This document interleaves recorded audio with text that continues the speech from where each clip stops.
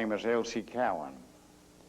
And when we were first evening there, he wanted to know this story about the coin. And I told him. Now, his name was carved out of my bag and showed it to him. And he examined it very carefully. And he noted all the points with 13 stars and different things on it, and a little S that was hardly visible. And he said, yes, that coin was minted in San Francisco in 1906, the year you were born, no doubt about that. And he said, they're very difficult to get. That's why Swami says.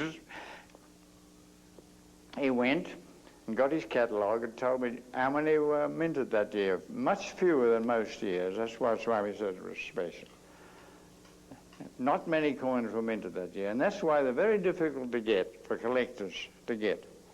And Carl told me that. He said, it's difficult to get these coins. They pay hundreds of dollars for one, he said, the collectors, because they're hard to get.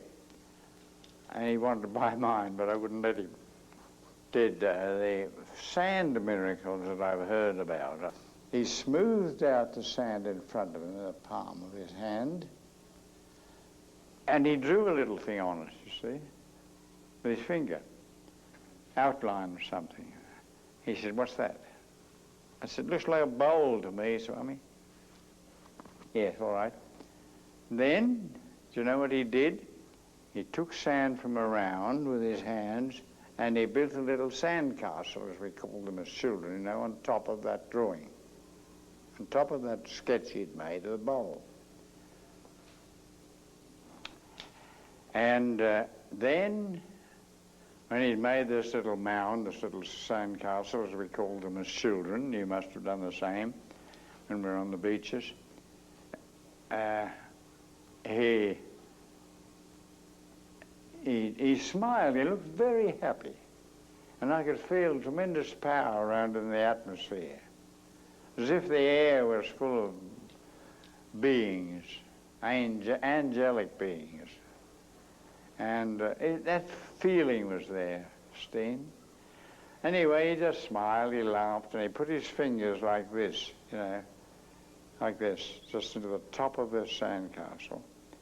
And half an inch below the surface, he scratched the sand off, and there was a little silvery bowl made of the metal called panchaloha, which is a 5-metal alloy that they make the idols of in the temples. And it's a wonderful alloy in that it never tarnishes, you know. Unlike silver, it never tarnishes. And this little bowl, about maybe 3 or 4 inches high, about 4 inches high and round, with a screwed top in it. He took it out and he unscrewed the top, and the perfume that came from it was just simply marvelous. And it was heavenly. It was the nectar, you see. We call it amrit, but you know the amrit that comes from pictures and all that now, that's very weak compared with what was in that bowl. And he just had to open it for the air to be full of the perfume of this nectar of the gods. And then he put it aside. Smoothed out the sand, he made another little drawing, and what's that, he said to me. So I was fairly close, because he had asked me what he'd drawn, you see, but I didn't dare to put my hand on the platform, on the sand platform. What's that, he said. I said, yeah, it looks like a little spoon. Okay, he didn't say yes or no. He covered it again with sand, mound of sand, put his hand in it and drew out a little golden spoon. Then he stirred the liquid inside the bowl, and the bowl was carved. It's like the first ring he gave me, which was made of panchaloha with carvings on it. And Swami went around giving a spoonful of this nectar to all the men. When he'd finished the men, he said, The ladies can wait till later, because the ladies were mainly from horse drawing something, piling up the sand, and then bringing out of the sand photographs, japamalas, other things, small in nature than science had touched, see, is the number one thing. And we know now, Swami tells us, God is being, consciousness, bliss, ananda. Three things. So you see, consciousness, we know, you and I know, that consciousness came before physical matter. In fact, you could say consciousness, the consciousness of God, creates this universe. Now, science was maintaining, in my day, learning at high school and places, that consciousness comes from matter. You see. Matter is first, consciousness comes out of matter. They had it quite the wrong way round.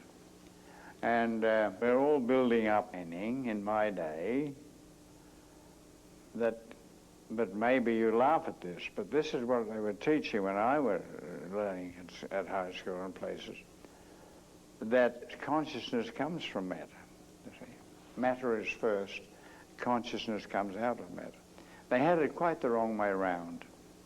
And after this study at the Theosophical headquarters, I accepted the fact that consciousness is the mother of creation, the mother of matter.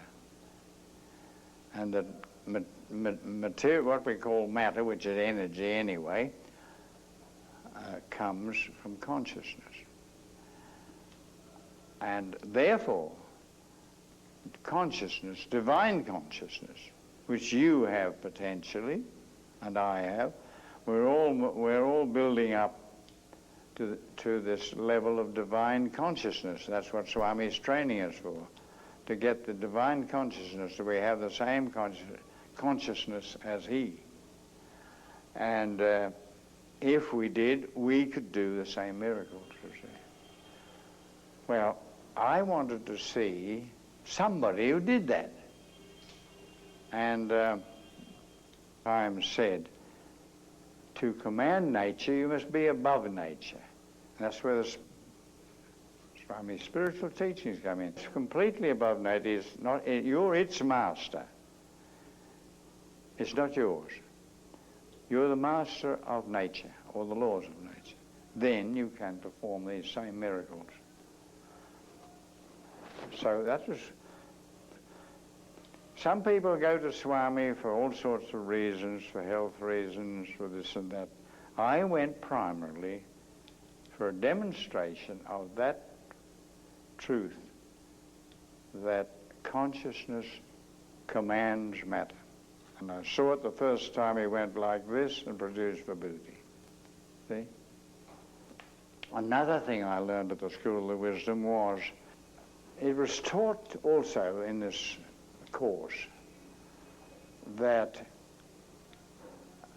whereas great yogis, great adepts like the masters, can perform a certain number of miracles for a certain time, but they mustn't overdo it or they lose the power.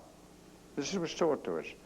And the teacher, who was the principal of and the president of the Theosophical Society International, he made this statement.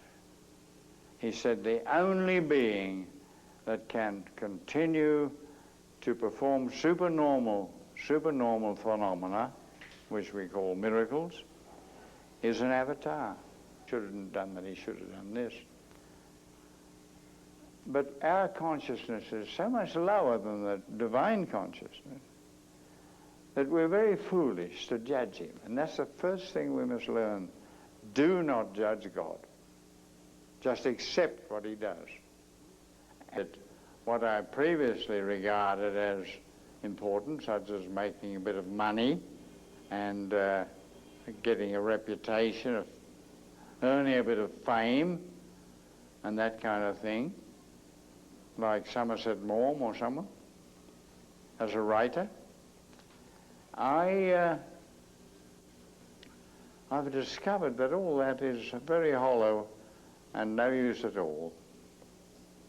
And therefore, what he's taught me really is that the only happiness in this life is to live according to his spiritual teachings. You know, so I'm sitting there and I'm watching him, you know, the first time he does that and something pops out of his hand like, whoa. Whoa. And he does all kinds of stuff, rings, medallion, food, hot food was coming out, steaming, whoa.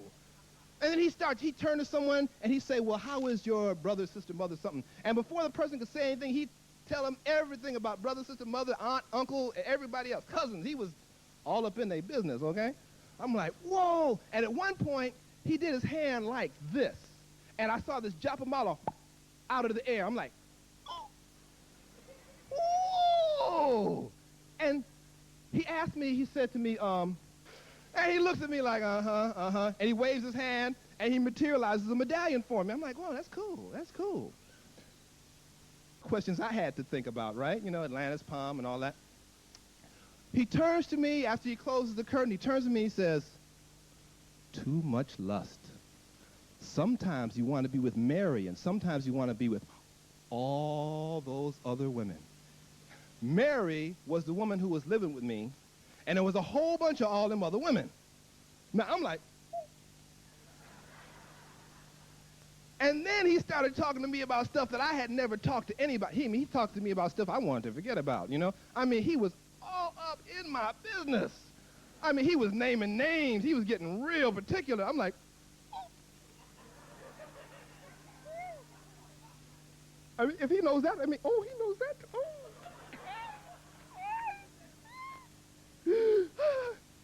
And he goes on, he says, but don't worry, I'll help you, and blah, blah, blah. He talks, and, you know, we're cool. You know, he gives me a hug. You know, we're hanging out. We're cool. Me and Baba, you know, you're hanging. Okay, he's mad.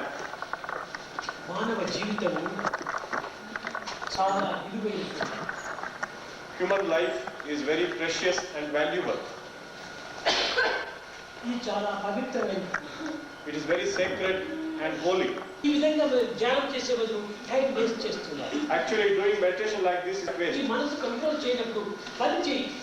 If you cannot control, divinity is everywhere. You are yourself a divine power. You should try to recognize your own divine power.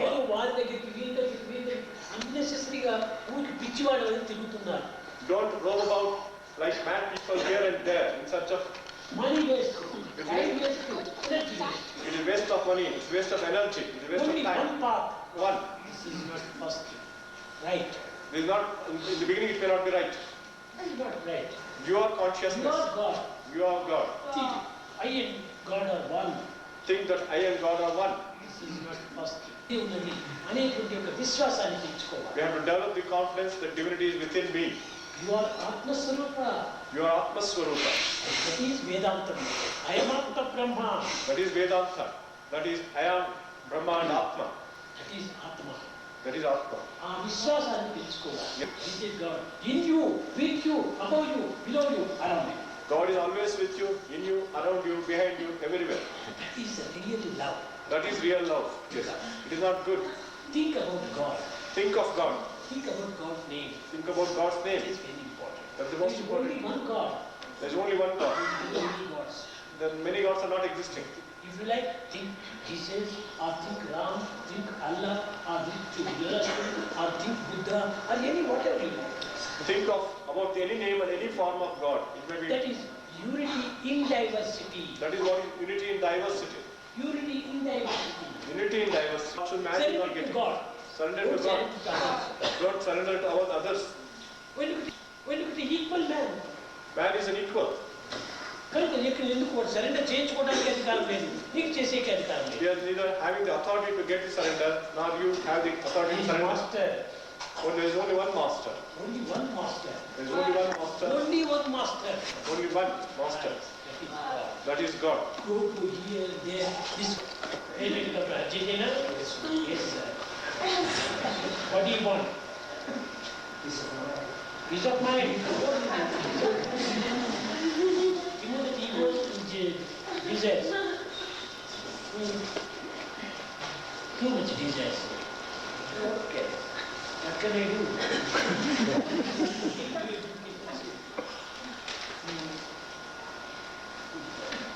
What is the thing? Ring. Marriage ring? Marriage ring. Where is your wife? Always fighting.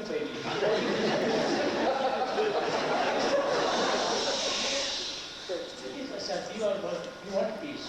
Because there is no peace. Come on.